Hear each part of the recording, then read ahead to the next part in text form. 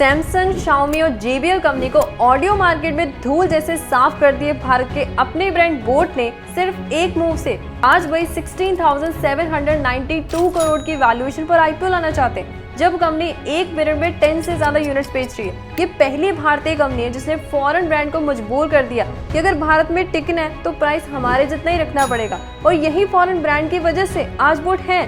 लेकिन ये कैसे हो सकता है, बता दूं इस वीडियो में। बोट जिसके सामने ना तो एप्पल, बोस, JBL और OnePlus की चली, उन्होंने ऐसा ट्रू वायरलेस स्टीरियो सेगमेंट को दबोचा है कि आज भारत का नंबर 1 वेरिएबल ब्रांड है। वहीं पर ग्लोबली पता है, सैमसंग और शाओमी को बीट करते हुए एप्पल के बाद वर्ल्ड का सेकंड लार्जेस्ट वेरिएबल बेकर है। सबसे बड़ा शॉकिंग फैक्ट, मतलब धक्का आपको ये सुनकर लगेगा कि बोट जो आज JBL का कॉम्पिटिटर बन चुका है, वही JBL कंपनी की वजह से आज बोट है। अगर JBL कंपनी ना होती, बोट भी नहीं होना था। समझे नहीं ना।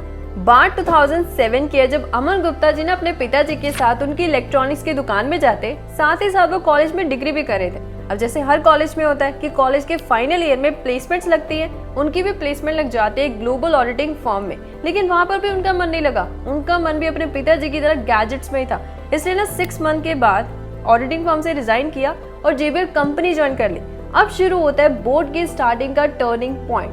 देखो, जब वो JBL कंपनी में थे, उनका मेन काम था ऑफलाइन डिस्ट्रीब्यूशन नेटवर्क को संभालना, मतलब क्रोमा, रिलायंस डिजिटल और शॉप्स में time to time JBL company के प्रोडक्ट जा रहे हैं, कौन सी कैटेगरी किस समय सबसे ज्यादा बिक रही है, इन सभी चीजों को देखना। इन्हीं सभी ट्रेंड्स को देखते देखते ना उन्होंने अपने माइंड में 2 चीजों को क्लियर कर लिया। पहला, यंगस्टर्स को ना ट्रेंडी प्रोडक्ट बहुत ज्यादा पसंद है। दूसरी बात, ऑडियो मार्केट में किसी नए ब्रांड का घुसना बहुत ज्यादा मुश्किल है अनटिल एंड अनलेस वो कुछ अलग नहीं कर रहा। तभी ना उनको आइडिया आया कि कोई हाईटेक प्रोडक्ट जैसे हेडफोन्स, एयरफोन्स अफोर्डेबल प्राइस में नहीं बेच रहा। लेकिन इस आइडिया को के लिए इम्प्लीमेंट करना ना बहुत ज्यादा मुश्किल था, क्योंकि रिसर्च लगती है, पैसे लगते हैं, एक्सपीरियंस बंदे की जरूरत पड़ती है। तभी ना उनकी मुलाकात होती है अपने दोस्त समीर मेहता जी के साथ। फिर दोनों मिलकर लगातार 2 साल तक ऑडियो मार्केट में रिसर्च करते हैं। तभी ना उनको मार्केट में एक नीड के बारे में पता चलता है, चार्जिंग केबल्स का। फिर क्या, तब शुरुआत होती है 2016 में बोट की। स्टार्टिंग में ना इन्वेस्टर्स ने बहुत कुछ बोला कि पहले 50 करोड़ 100 करोड़ का रेवेन्यू तो ले आओ, फिर सोचेंगे कि फंडिंग देनी है नहीं। आज वही इन्वेस्टर बोट पे इन्वेस्ट करने के लिए तरस रहे और सोच रहे कि हमने अपनी जिंदगी की सबसे बड़ी गलती कर दी है। लेकिन बोट JBL और OnePlus का कॉम्पिटिटर कैसे बन गया?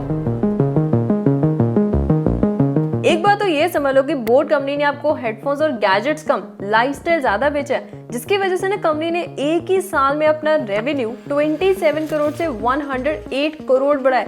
मतलब एक दिन में कंपनी 15,000 यूनिट्स और एक मिनट में 10 यूनिट्स बेच रही है। दूसरी बात, JBL कंपनी को सिखा दिया कि अगर भारत में टिकना है तो प्राइस पॉइंट कम करना ही पड़ेगा। लेकिन बोट कंपनी ने ऐसा क्या किया? ये 4 चीजें।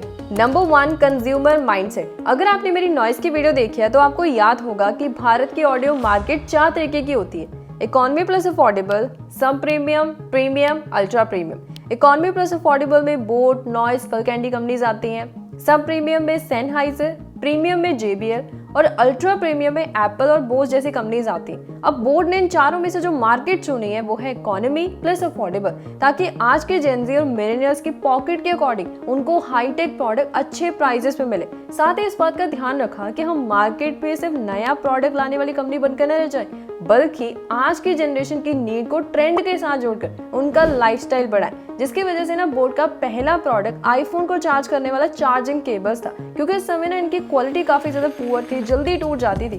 फिर जैसे ही बोट कंपनी ये प्रोडक्ट मार्केट में लेकर आए, एक तो क्वालिटी अच्छी, एक तो प्राइस अच्छा, जिसकी वजह से वो प्रोडक्ट ऑल टाइम हिट चला गया। तो इसलिए फिर अमन गुप्ता जी समझ गए कि आज की जनरेशन को सिर्फ 2 ही चीजें चाहिए: अच्छी क्वालिटी, अच्छा प्राइस। Number 2, creating community. ये बोट कंपनी का ना काफी स्मार्ट मूव है कि खुद प्रीमियम कैटेगरी में ना होकर कस्टमर को प्रीमियम फील करवाना कम्युनिटीज बनाकर।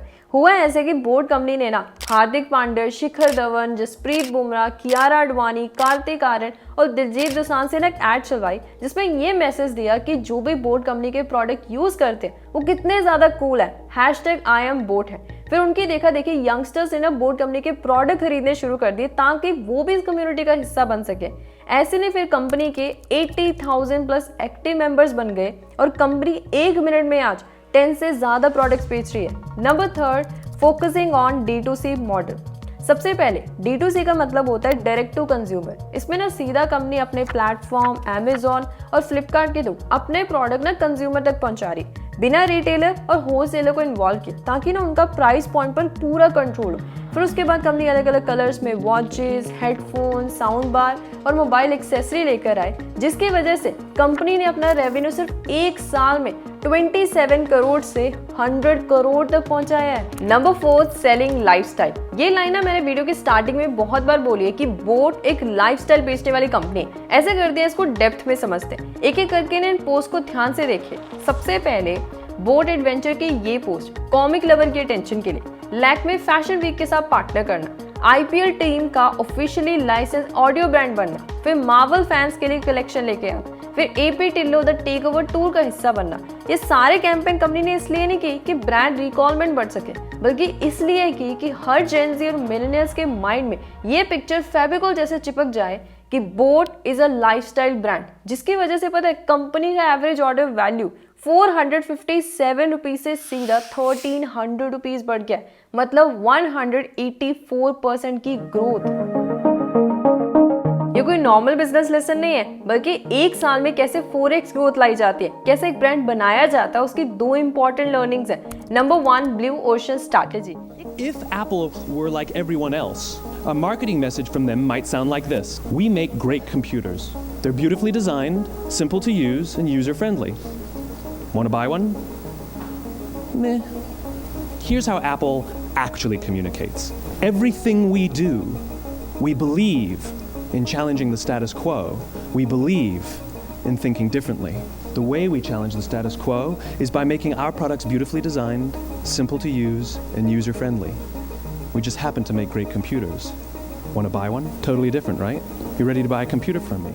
काफी पावरफुल स्ट्रैटेजी है, जिसमें हमने देखा कि कैसे बोट ने एक अनटैप मार्केट को पकड़ा, क्योंकि ऑडिबल ब्रांड्स तो बहुत सारे हैं, लेकिन कोई हाईटेक प्रोडक्ट अफोर्डेबल प्राइस पे नहीं बेच रहा था। इसे हम बोलते हैं ब्लू ओशन स्ट्रैटेजी। मतलब मार्केट में बहुत सारा क्राउड है, लेकिन उस क्राउड में आप क्या अलग कर रहे हो, that is blue ocean strategy.